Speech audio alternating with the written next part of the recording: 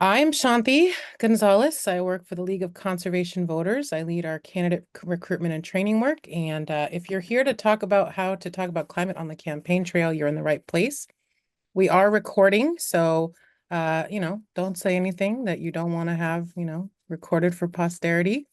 And great, Markia is here, so we will go ahead and get started. So what we're trying to do today, so if you're here to talk about how to help future candidates prepare for their races by sharing tips about how to talk about climate on the campaign trail, you're in the right place. And we want to allow time at the end for you all to ask questions of our panelists. So just to get started, what is LCV? We build political power for people on the planet. We do that by influencing policy, holding politicians accountable, winning elections. And that's how we fight to build a world with clean air, clean water, public lands, and a safe climate protected by just and equitable democracy. We think of that as our special place in the movement, is that like both things are equally important in our work. So I wanted to just acknowledge some cool partners that are here today.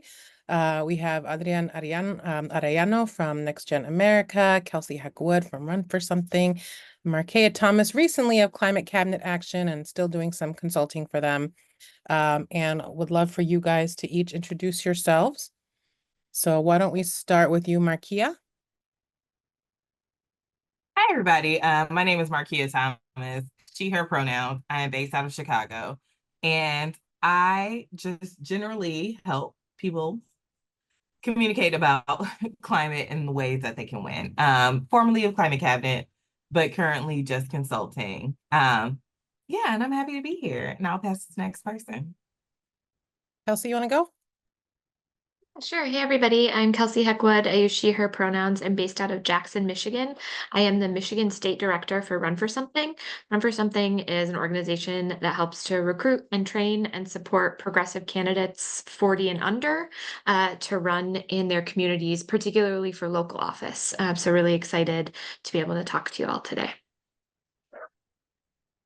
Cool. And Adrian Ariano. Nice to meet you guys. I am he, him, his pronouns. I am New York City, and I am the manager for climate initiatives at Next Gen America. So some of you guys may know Next Gen America as the nation's largest youth vote organization, and that is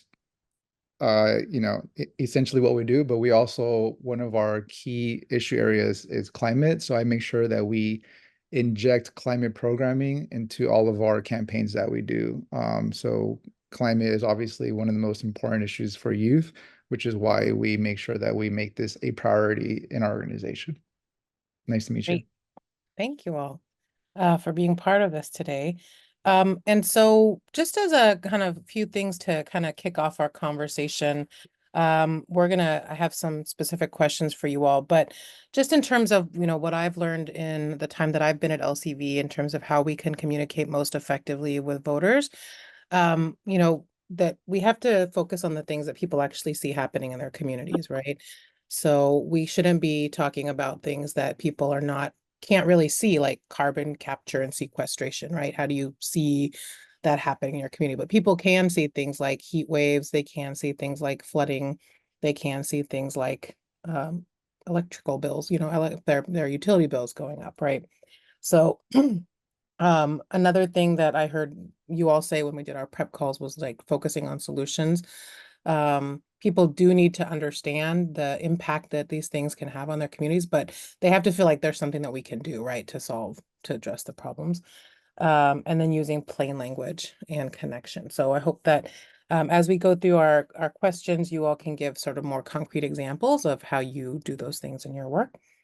But what are some of the issues that voters experience that they don't always make the connection that this is related to climate change? And I don't know, Adrian, do you wanna start with this Sure. one? Yeah, sounds good. So, yeah, as I was saying, Next Gen is a youth-focused organization. So youth meaning 18 and 35-year-olds. So I think one thing that people don't realize is connected to climate is mental health, and especially for young voters. So there was a poll taken where in the world, the Lancet Medical Journal was saying 84% of youth around the world are worried about climate change, and they also have a very large dissatisfaction with government responses. So I think it's a really kind of unique world for people to kind of come into themselves, where youth are, have this like large student debt. They're worried about like climate change, like affecting their jobs. They're worried about not being able to afford a home. So there's a lot of like dissatisfaction there, and a lot of kind of connections to their emotional well-being that I think people don't realize that is like a source of kind of power to tap into. And that's actually one of the largest kind of turnout motivations that we use in our organizational campaigns. And then very related to that, children. So as you know, a child's brain is developing a lot, from the years like 0 to 10, I believe. I'm not a child Five, expert. 0 to 5, I think. Yeah, 0 to 5. Thank you.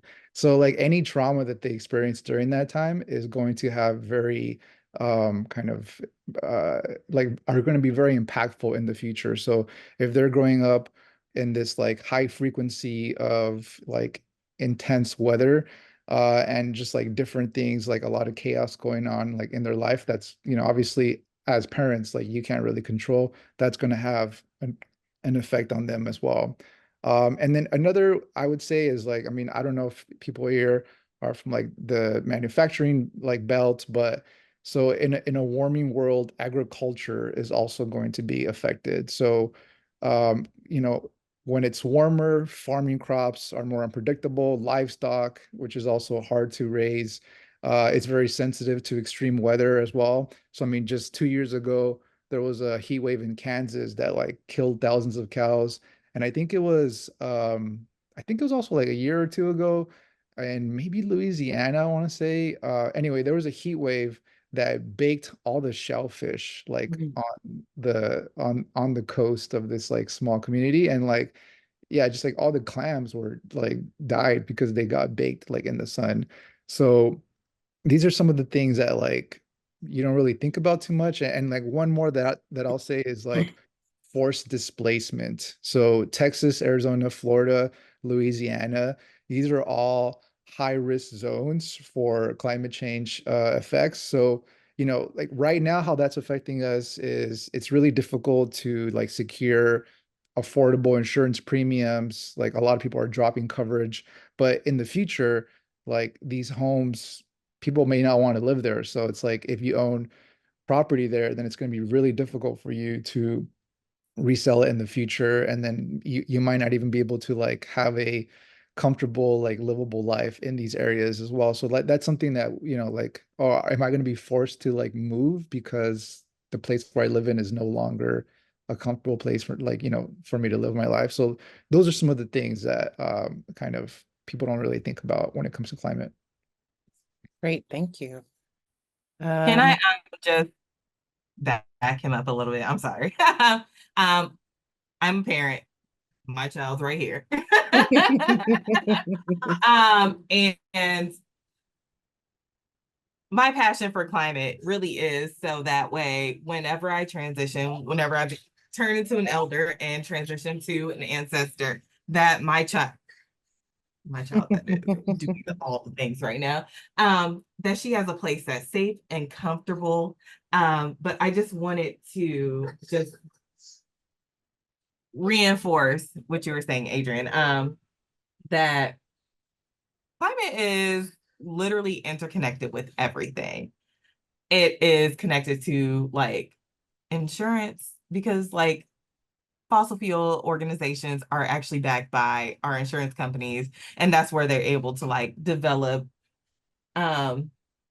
just different lands and everything. But like also I just want to just support everything that you were saying, in the sense that climate change is like interconnected with everything, and the only way that we are going to surpass that and like battle it is in the way that, okay baby, is in a way that that we are like very honest about how interconnected it is with everything. And so I just wanted to offer support in that sense. Great. Kelsey, did you want to add anything on this question?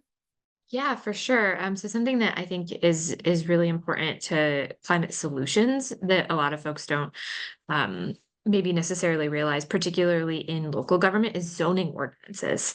And the way that we have designed cities around and prioritized single family housing and really creating dense housing and having people live closer together can do a lot more for climate resiliency. And as we, seek to make better choices, having folks in, on those city councils and county commissions who approve zoning ordinances and make sure that we're not having, vast amounts of asphalt parking lots where we could have dense housing for folks. And so I think to Adrian's point about the way that we might see populations moving, that really, we have to be ready for that in the new construction that is going to be necessary as folks sort of transition. Kelsey, can you just say more about how housing density is related to climate resiliency? Yeah. I mean, if you have folks who uh live closer together and live closer to their grocery store, there's like city services, we can reduce transit emissions, which is a big part of it. We also, it's the scalability is just easier. You need less materials. You're really able to work with utility companies in a different way when you have one building rather than a street of houses. So there's just a lot of different sort of like very small pieces that add up to a much larger whole when you're talking about density and climate change. Great. Well, All right. I would love for each I of don't you. want to Oh, Marquis. interrupt really quickly. But like also with like the insurance piece, the thing is because the way insurance is rising is actually taking away from affordable housing because people are trying to build affordable housing, but with the increase of insurance, um, by the way, because they say climate is not insurable, there are like less opportunities for affordable housing and just like tackling on to like the density of everything. Yeah, like insurance is like directly ties into it. So I just want to throw that in. Yeah, cool. Can each of you share a story about what has worked for your organization when it comes to communicating with voters about climate? And why don't we start with you, Kelsey? Yeah, I think so. Run for Something endorses and works with hundreds of candidates all across the country every year, and I think the thing that really threads through all of our successful campaigns is that they really focus on local solutions. So what is happening that people can see, what is happening that impacts people day to day, and what can they do about it? It's really frustrating for us as voters, as people to think about all of these problems and not have anywhere to go with that. And so if you're, knocking on the doors or making phone calls to people, asking them to vote for you, and you're talking about how bad everything is, and there's no next step, that's really going to disillusion that person. You really need to make sure that you're coming with problem and a solution and keeping it as close to people's homes as you can. Right, Adrian? Yeah, so I think like the most important thing when communicating about climate is that people need to understand that climate is an added stressor to the problems that we already have. So I think sometimes people like to like maybe kind of silo climate and be like, oh, here's what climate does, but like this thing is worse, whatever. But I like climate really just like makes everything worse that's like already a problem. So like as an example, like right now, I mean, I don't know, like I see climate as like should be a bipartisan issue, right? But like climate right now is just like no, like those climate Nazis over there, like they just want to take away our jobs or whatever. But, like in the future, as long as we have like more political division, climate will just be like that much harder to solve. Like as long as there's pushback from fossil fuel companies, then it's going to be more difficult to get a quick transition to renewable energy in the US. I mean, like we're talking about like disruptions to like the food supply disruptions to like our like like manufacturing, like it's just going to be really difficult on all fronts where it's like you have a lack of funding from like some states who probably have like a better relationship with the federal government or a better relationship with that administration, and then they're able to like secure funding versus other states who are like completely hostile to it, like Florida, for example. So I think people just need to realize that like climate just makes everything much more difficult than it already is. um and I think also, from a communications perspective, I think there's a lot of misinformation like related to climate. So, first it was called global warming, like, and people were like, oh, well, like some parts are getting greener or some parts are colder or, whatnot. But I think people just need to realize that the easiest way to digest it is climate is just more unpredictable weather and an increased frequency of extreme weather. So I think like once you kind of explain it in this manner, people are able to like digest it, be like, oh wow, okay, like this is just like crazy weather that's going to be like affecting me that I can't really like think of and kind of like prepare for depending on the season. So I think, yeah, just kind of explaining it to people like in a way that makes sense, kind of meet them where they're at, and not using a lot of like like really specialized language. And I mean, basically, and just kind of like when I mean meet them where they're at is like, if you're in Texas, hey, this last week Dallas just had like a bunch of severe thunderstorms and blackouts, and I mean, this is like a really easy kind of low hanging fruit where you can be like, hey, like this is like a consequence of like climate change, where it's just like we're having an increase of these storms and we have an increase of like blackouts and brownouts, like especially in Texas where they had the freeze was 2 years ago, 3 years ago. Um, Michigan tornadoes literally 2 weeks ago, in May. Arizona, you have like heat waves like that are just like, I think in Arizona and California, actually, you have an increase in the number of 100-degree weather, like like 2023 and maybe 2021 was like the highest in record. So these are all kind of like nuggets of information that you can take and be like, hey, here's how these things are affecting our communities. So and just last example, outdoor workers are like really vulnerable for this. So it's like if you have, a state and kind of constituents who like work in agriculture or just work outdoors in general, like that's gonna shift like the your day of work. The employers need to like pay money to change policy, so like it's gonna be disrupted like no matter what. So yeah, I just wanted to meet people where they're at. And Markia, anything that you want to add about what's worked for you communicating with voters about climate? For sure.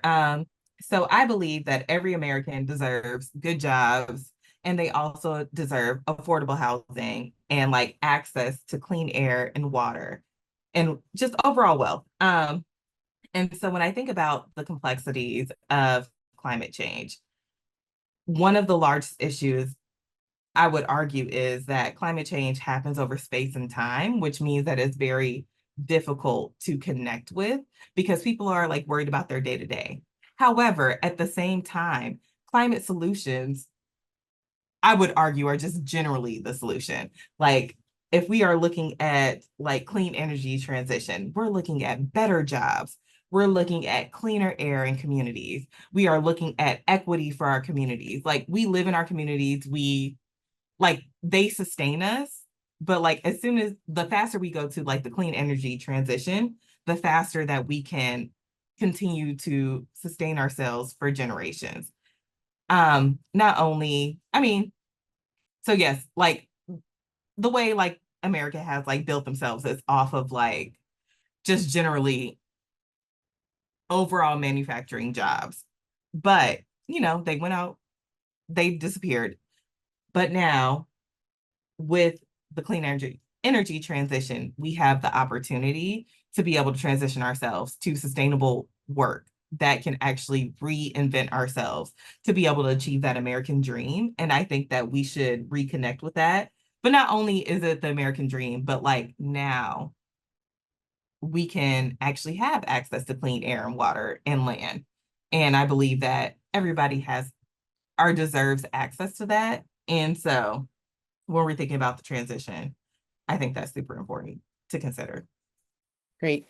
Well, this leads right into our next question, which is about how do we connect climate change to the economy, right? So there's, people are risk averse, right? And so a lot of what we see in terms of resistance from extractive people whose places have historically relied on extractive industries. And so how do we make this like, exciting, right? This is about opportunities, right? Not just like, losses. So let's see. I don't know, Markia, you want to share some specific ideas about how to connect climate change to or climate adaptation to the economy? Yeah, like I think one of the biggest things is to be able to connect with people that we deserve to be able to live and thrive.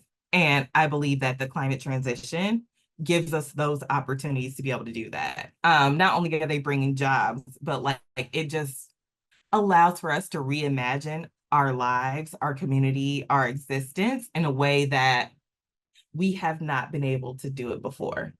Like I believe like the old economy is an economy that takes from, and then like climate transitions is like an opportunity to give to our communities. And as America grows, we have like very different people, dialect, cultures, and we all deserve to be able to make a living and like also support our families with everything. And I believe like the transition can give us those opportunities. And arguably, in my personal opinion, like climate is the way to do that.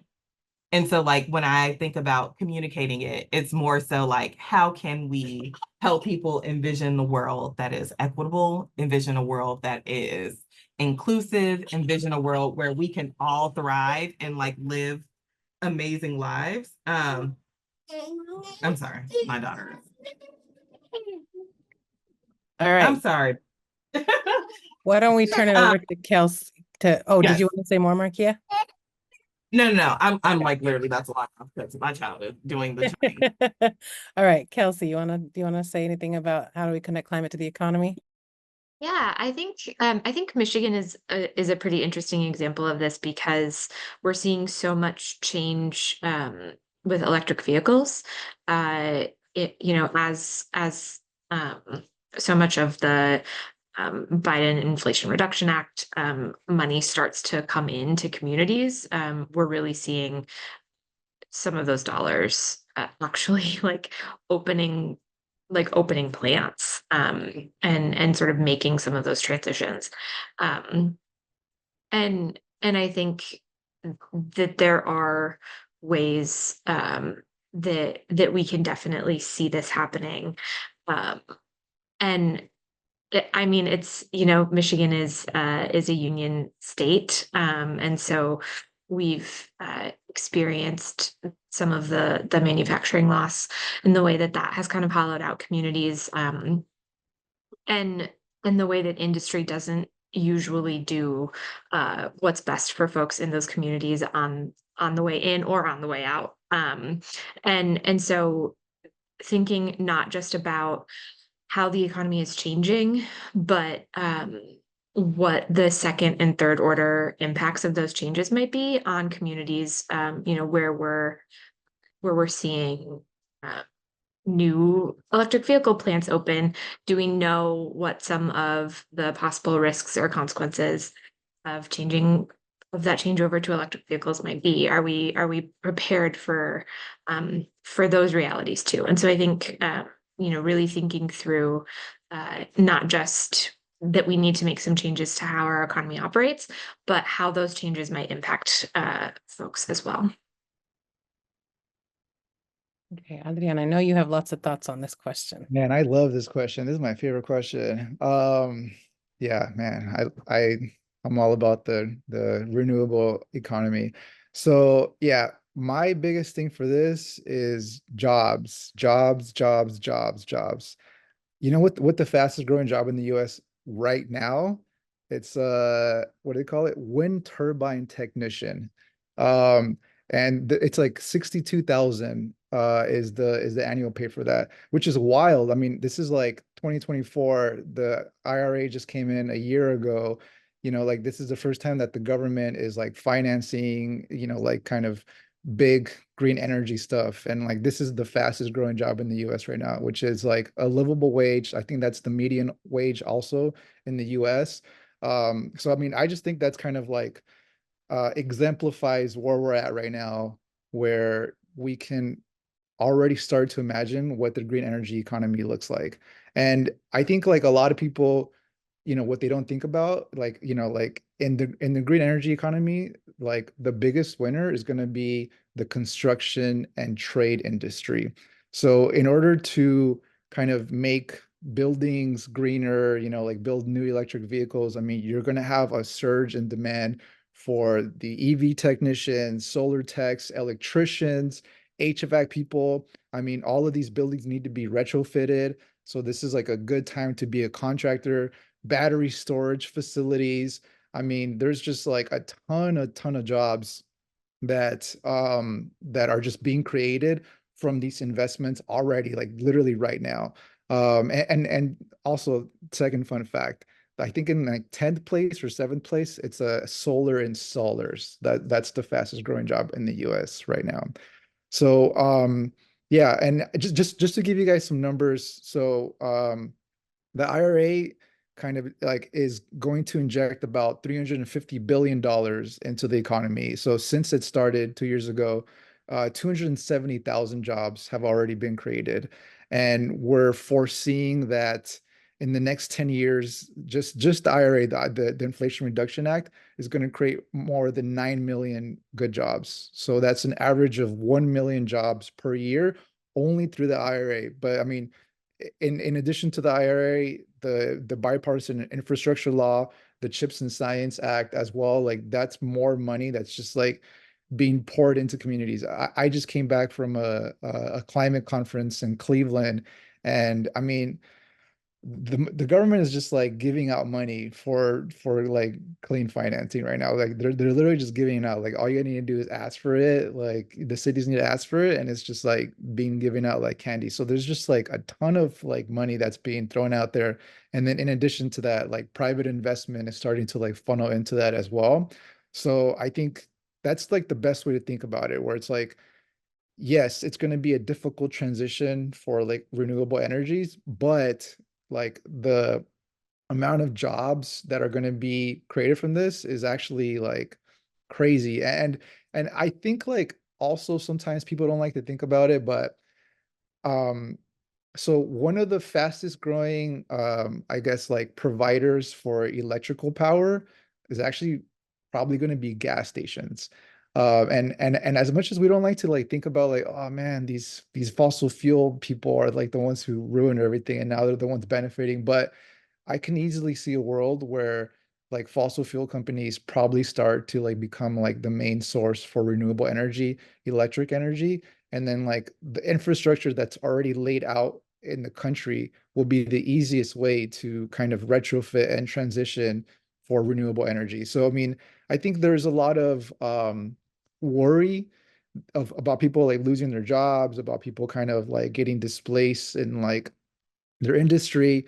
But I mean, if we do these things right, I mean, like everybody could win. And, like as much as we don't like to like admit it, the people who are already like reaping profits can and already like have the infrastructure in place to like be also the biggest winners from this green energy transition. So yeah, so that's one thing that I want to say.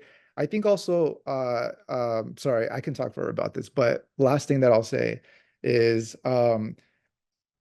also think about it in terms of like money and how much this is costing us. So, you know, I think that there's also like a lot of skepticism to like transition to a green energy economy, but there's also a cost of inaction. So like when hurricanes hit, when blackouts happen, storms, like someone needs to pay for them. You know, like as an economist once said, there's no free lunch. So it's like even if we do nothing to like, you know, transition to this, like it's gonna cost our economy about like maybe $150 billion. Some people say $300 billion a year to do this.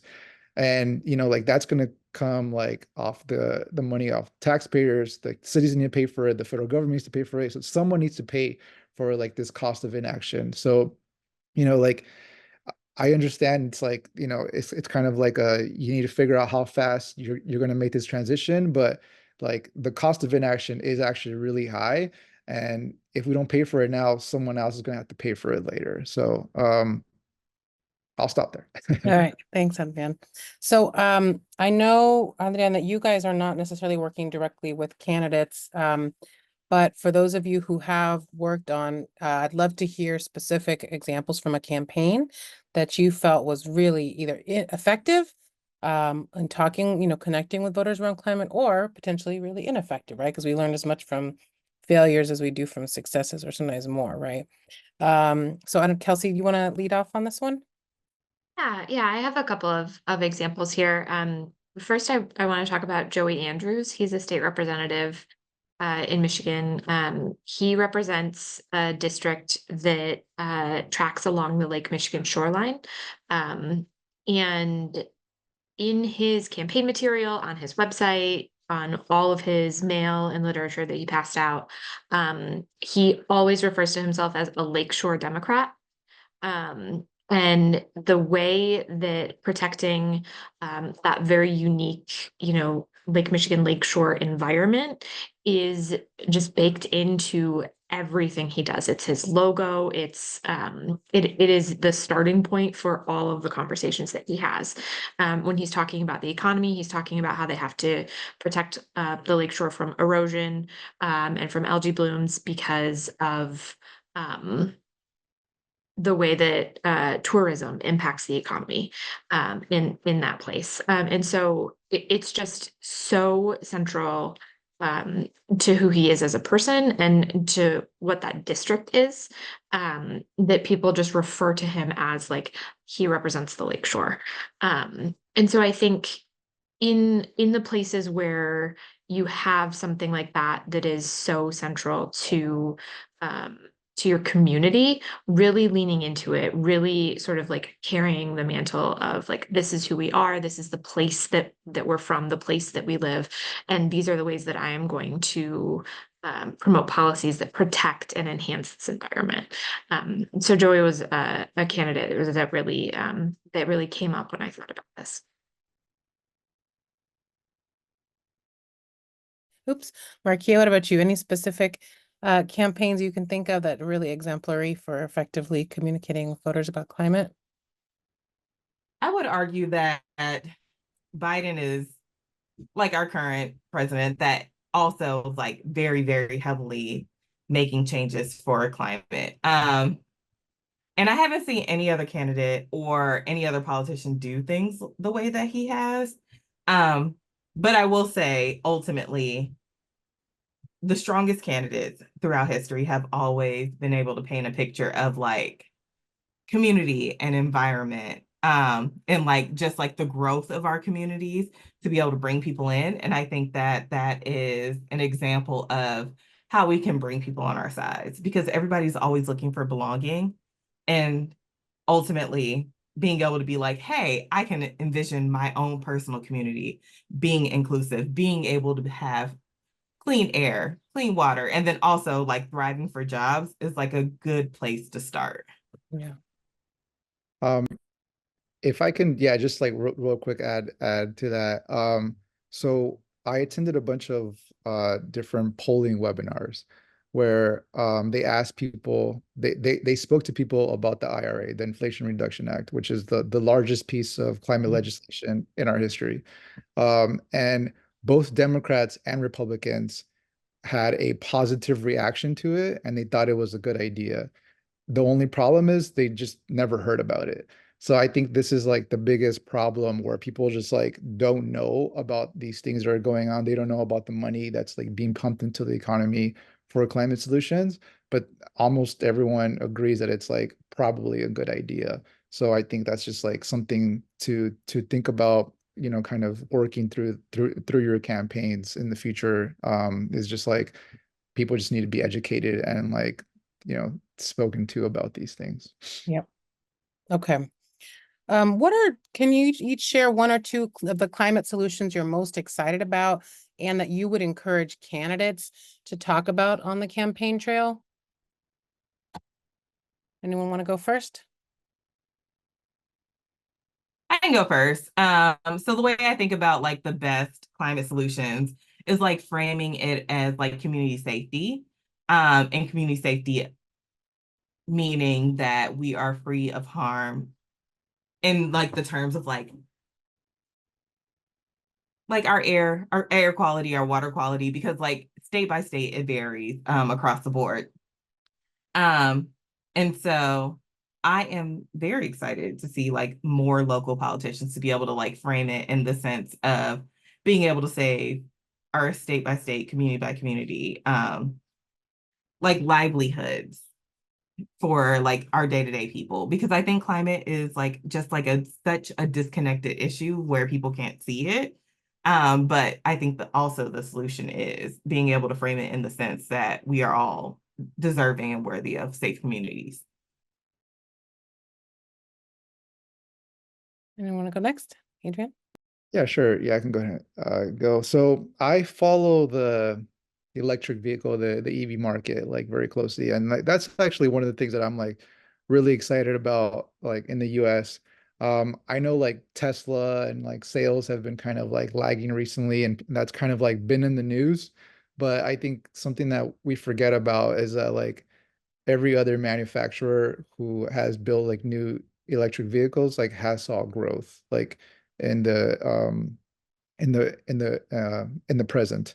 So I think like, you know, regardless of who becomes president later and kind of going forward, I think like the electric vehicle market in the US and in the world is going to be the future, and it's going to have a lot of benefits in terms of providing jobs, whether it's like manufacturing the parts, assembling the vehicles, or whatnot. Like that's going to have a lot of kind of trickle down to like the communities where these things are being built. And I mean, so one thing that we don't like to think about as well is like China is like one of the leaders of like renewable energy in the world. And then Europe is like kind of not that far behind. So I mean, I just don't see how like even if like Republicans right now are just like a little against, kind of the EVs and like renewable energy. Like there's just like no way in the world where like the market is already being shifted in this direction where we can just like stick our head in the sand and just kind of pretend like that it doesn't matter. So like even if, a candidate that we don't want to be elected gets elected like for the general election, I mean, that will set us back for sure. But I think eventually the market is going to be going towards this direction anyway. And like we need to do things as fast as possible to adapt to it, to be ready for it, and to be like leaders in our states for for this transition. In addition to that, I mean, there's like now like national pollution standards for like passenger cars, light duty vehicles that just happened like recently. And I mean, yeah, like I would say maybe like the second kind of thing is that the American Climate Corps, I don't know if you guys heard of it. It's like a new opportunity for people to get entry level positions into climate related and climate resilience jobs. And it's like extremely popular with the youth right now. And I think this is just kind of like a subset of like we're actually like pumping money into like specifically creating jobs for this. And I think like that's later going to like hit, where it's just like it's going to be cool to like invest in climate projects. So like another final example is like we work with a lot of green banks, and green banks is essentially just a regular bank, but um, they only fund like climate related projects. So like this is just like also extremely popular with a lot of with a lot of investors and a lot of people with the capital venture capitalists as well. So I mean, I think like uh the signs are already there that are pointing to like this is the future, like regardless of like what's happening now. So I mean, I think like even if there's like kind of we take a step back, two steps back, whatever, I mean, this is going to be the future like no matter what. So I am excited about like trying to be like the first ones to like catch like to like be on this train like before it really takes off and we're just kind of like kind of struggling behind. So Kelsey? Yeah, there's so much electric vehicle stuff happening that's just really cool to see and to think about. I know I was talking about like second and third order consequences, and one of the things that a lot of people are experiencing as we do EV transitions is they need to retrofit their their electric panel in their home. And so that's another place where there's a lot of growth actually for electricians. You know, the International Brotherhood of Electrical Workers, IBEW, is really working to recruit and train electricians because between retrofitting homes with electric panels, installing chargers and charging stations, and the boom in solar, there's not enough electricians, and some of those people make a lot of money an hour. Their hourly wages are wild. And so I think being able to clearly communicate that like this it's going to look a little bit different, but it is not so different from what we're currently living through that it's like a completely unfathomable world, right? Where we do need to make big changes, but we can make them in ways that aren't like scary to people when they sort of recognize like, yeah, you're still going to be an electrician. That's still going to be a job that someone can have, you're just going to be working on something a little bit different. And so I think that seeing the way that that kind of like our more traditional infrastructures adapting is really cool and really exciting. Great. Well, I want to go to folks' questions soon, but I do know that you guys felt it was really important to make sure we talk about how do we center communities that have historically been left out of the conversation when it comes to climate change, and specifically like what does climate justice mean to each of you? And so Markia, did you want to lead off on this one? I'm happy to. I think one of the first things when we're thinking about climate justice is to like actually honor people's voices because they're on the front lines of the injustices. But like also second is to like be able to provide them with resources to be able to thrive. I think that communities that have traditionally been left out, they had opportunities during like the Great Migration and like things like that to be able to like really, really, truly make a living. And I think people are like looking for opportunities to be like reintroduced to that. And I believe that the clean energy transition is a good way to like be able to introduce people back to that. Like I know Kelsey was talking about like the need for electricians. I think that's like a great opportunity for folks. So it's like more so introducing people to the space and like also inviting them and being able to receive them for opportunities to be able to work. but like overall, I think the biggest thing is like being able to listen to the way that the ways that they have been like left out of the conversation, but also inviting them for solutions. And Adrian, you wanna- Sure, yeah. I'll keep this one short. So, okay, here's the facts. Black and brown people are more likely to live in like urban heat islands, which basically means like really hot areas. So I think someone said it in the chat somewhere. It's like concrete like makes places hotter and then trees make places cooler. So when it's like extreme weather, black and brown people are like, affected the most. So, like, and when kind of climate disasters happen, we're the ones who are also on the front lines, like with the outdoor jobs, and just kind of don't really have the the infrastructure in place to like protect us when these things happen. So I think for me, what climate justice means is that making sure that when we're planning these projects, we're taking these things into account. So like President Biden's Justice 40 initiative, or like including the IRA funds, like 40% of that needs to go to, communities who have been marginalized. Like I think that's like a really good kind of idea for implementation. Obviously, not everyone needs to do this, but like this is kind of a good way to think about like how can I include these communities in, when we're like planning and implementing these new things.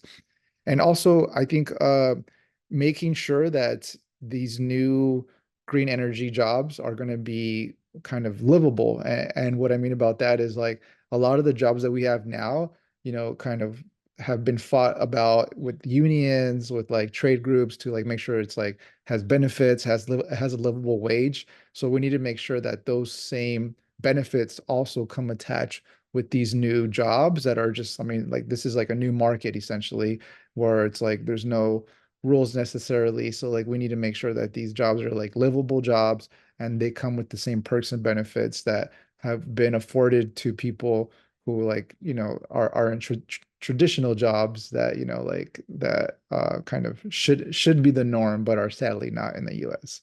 So yeah, I'll leave it there. Kelsey, any last words on climate justice and centering communities of color? Yeah, I think something that we know is that places where industry has traditionally been located are often in neighborhoods um, with primarily communities of color, and the effects of that, asthma rates, cancer rates, all of those things that have happened, and really holding corporations accountable for that. I think, there are pieces of legislation that have been passed in states, around polluter pay laws. So, really setting up places, setting rules in place that say, like, if you come in here and you pollute the water, pollute the wastewater, you pollute the like our groundwater, if the emissions are such that people have to be inside with air filters, like there's an actual financial consequence for that, that is enough to make corporations make different decisions. And I think that's something that as candidates, you can really talk about. And that also tends to be pretty popular because people don't like corporations that do stuff like that. They especially don't like their utility companies, who are often the culprits behind a lot of that. So it's kind of a win-win in that you can immediately connect with people, and also hold people responsible when mistakes happen. Great. Thank you, guys. We're going to go to questions now, but just in summary, remember, we want to focus on what voters can see happening in their communities, focus on solutions, and using plain language and connection to issues that people can clearly identify with. I'm going to leave our contact info up as we do Q&A so that folks can reach out to our panelists and ask them follow-up questions. But I know we had some questions in the in the Q&A, so I'll encourage our panelists to take a look at those and see if there's any that they want to speak to. Also, you can raise your hand. You can use Q&A to ask a question, or you can raise your hand and we can call on you. So feel free to use those two options if you have any questions.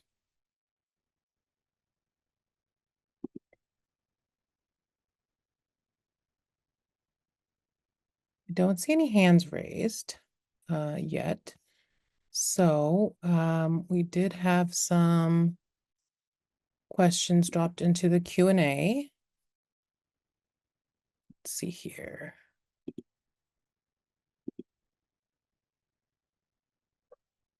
Okay, so there's a lot here. The first one was about Florida's constitutional amendment petition the right to clean and healthy waters. What do we think about geothermal energy or energy from hydrogen? Affordable housing laws in Florida. And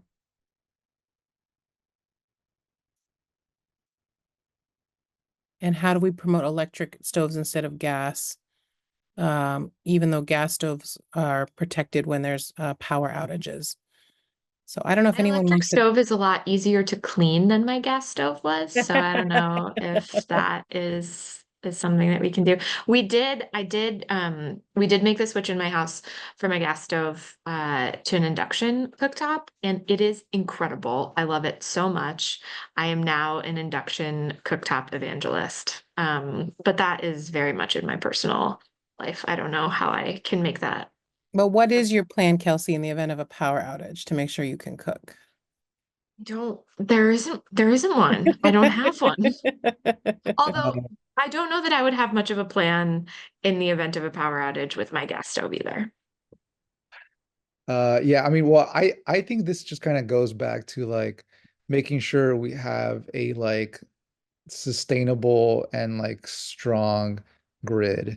And like making sure that like that grid is able to like weather like all these kind of, storms figuratively and literally that are going to happen. So I think, there's a lot of money that like went out to like strengthening the grid, making sure like electrification is like a priority in like all of the United States. So I think, a way, I mean, sure. I mean, yeah, of course. I think like induction, like and electrical stoves are like the way to go. But I think making sure that you point people towards like, hey, we need to make sure like that the grid is like healthy and strong. Like that's like the best way to kind of like manage this. But I mean, yeah, I don't know. I feel like when the power goes out, I don't know. I'm like, maybe I should get a candle and read a book. I don't think about eating something, but Well, I will share that my husband uses a CPAP machine. And so in California, that made us eligible because he relies on medical technology to be able to sleep. That made us eligible for free Tesla Powerwalls. So it doesn't last forever, right? We wouldn't only have enough power to power a few things like his CPAP machine. But in California, at least, I don't know if this is a national law, and Adrian, maybe you know, but there are some resources available if you need to make sure that in the event of a power disruption that you can support at least your medical technology. So I encourage folks to look into that if they are relying in any way on medical technologies for power. yeah, I also use a CPAP machine. So I don't think New York City maybe has a regulations on that. But I did want to just briefly talk about like, power from hydrogen. I mean, I think hydrogen like could be something like that, would be pretty impactful like in the future. I think, like right now, from how I understand the science, it's still kind of like in its infancy, and we don't really know how this can be utilized like on a mass scale. So I mean, I think like anything that powers us efficiently and as easy as possible, like that's the way to go. But I think right now, just like energy from hydrogen and like geothermal, and like I think like there's also like ocean stuff, like it's still kind of like in its early stages, so we're just like not sure. And like, there's also like in terms of like shipping around the world, like that's also a polluter of a lot of things. But there's like there's actually shipping containers that that are wind powered, that are already like in production, trying to actually bring us like goods from around the world. But unfortunately that's also in its infancy still. But I mean, yeah, so it's like we don't really know what the future holds yet, but I think like investing in things that we already kind of know and should trust, like solar and wind power, I think, you know, is the right solution now. And if something better comes along, then great. Great.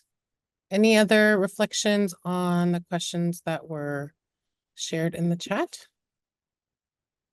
I mean, sorry, in the Q&A? I would just say that I think all the questions in QA are absolutely brilliant. And I am appreciative of everyone who's on this call today. I think you all Yes. are amazing and like super intelligent. So I just wanted to, you know, give flowers Yeah. in this moment. Well, in our last 2 minutes, is there any other takeaways that might be helpful for folks who are thinking about running for office to know? I would just repeat what I said earlier. I think a forced transition to renewable energy is just like inevitable. And I think even, you know, like whatever kind of issues like that the right has right now with like green energy, I think at some point they're going to have to come to grips that like their voters are being affected by this. So I think this is just an inevitability. And I think that as long as people, the faster that people understand that concept, the better it is going to be for all of us to live in a world where, you know, we're sourcing our power from renewables. So Right. Anyone else? I would say that someone is going to run for office. Um, they might be uh, dumber than you, and they're going to do it anyway. So you might as well do it, and you might as well try. People run and lose all the time, and that's also totally fine. You can run again. You can run again for a different office. You can run again for the same office. If you care about your community and you want to help, you want to make change, just do it. It's not as scary as it seems. Right. Thank you all so much. I appreciate your time and I appreciate everyone who joined today.